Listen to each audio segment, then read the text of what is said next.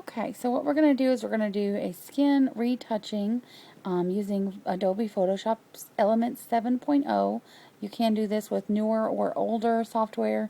It's just the keys are a little bit different, so hopefully you can figure this out if yours is different. First thing I did was I opened up an image on the screen. I'm going to go over here to my little side panel, and I'm going to create a duplicate layer. So I'm just going to go right here and go up to my duplicate layer. And it's just asking what you want to name it. I'm just going to hit OK.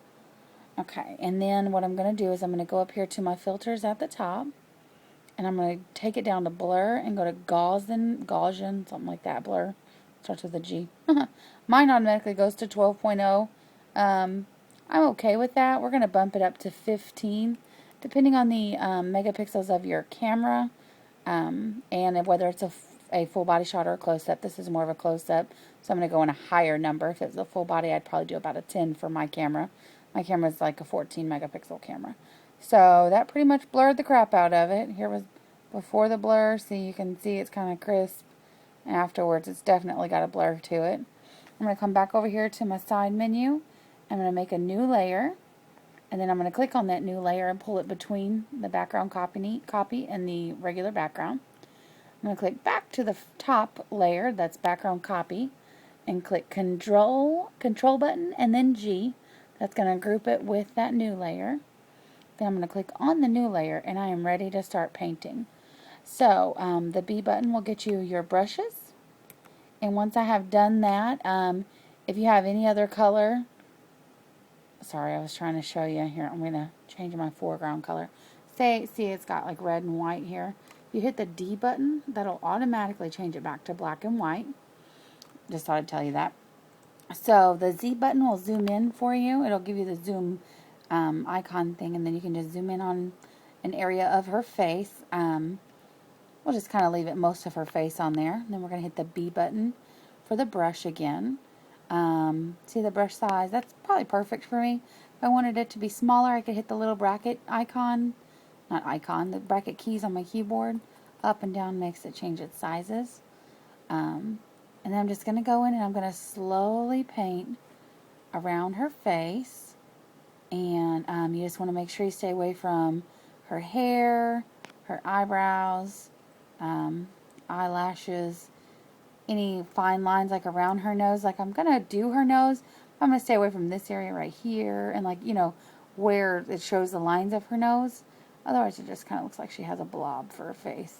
Make sure that you lift off of the buttons every now and then, because if you don't and then you make a mistake, you have to redo everything that you did. Sorry, this is taking me a while because I'm used to doing it two-handed. So one-handed is definitely trickier. But yeah, you have to be really, really, really, really careful with hair and stuff like that. But we're just going to go all the way over her face. I want to show you exactly how to do this, so I know it's time consuming, but I'm going to go ahead and finish this up real quick. Normally I would go ahead and go down and do the neck and if I have arms or whatever, but just for the purpose of this video, I'm going to go here. Okay, so now that I've gotten pretty much most of her face, I'm going to go over here and there's 3 eyes here. Click that first eye, and that'll make it to where you can see all the black. And see, now I can see where I have missed some spots. And it doesn't have to be perfect because it looked pretty stinking good before I hit that button. But it just kind of helps you to make sure you don't have a whole bunch of missed spots. Sometimes I miss a lot more than I thought I did. Okay, that's good enough for this purpose.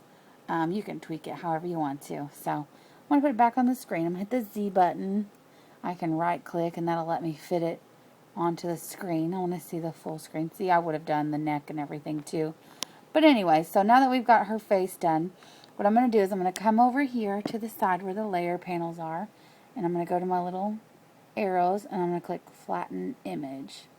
So that flattens everything down. It takes it all down to just one icon here. And now you're ready to save it. If you forget to flatten it, it saves it as a Photoshop version, and you can't upload it to print them or anything like that. So you want to make sure you flatten before you save. I always do save as, and then I usually name it like this is Jenny. See, it's got like my regular It's got my regular for my camera names on here. And I always just change it to like the name of my subject and then number 1, number 2, number 3. And I go on like that. So whenever it's time to save it, I'm going to save it as a bogus number because I've actually already edited this one, but I want to show you. It's going to give you the JPEG options. Now it should automatically have the quality to 8 or 9. I always do mine on 9. I feel like it's baseline standard. I want it to be a nice large file so that way we can zoom in on it and it's not going to get fuzzy or gritty. So, and then I save it and it's all done.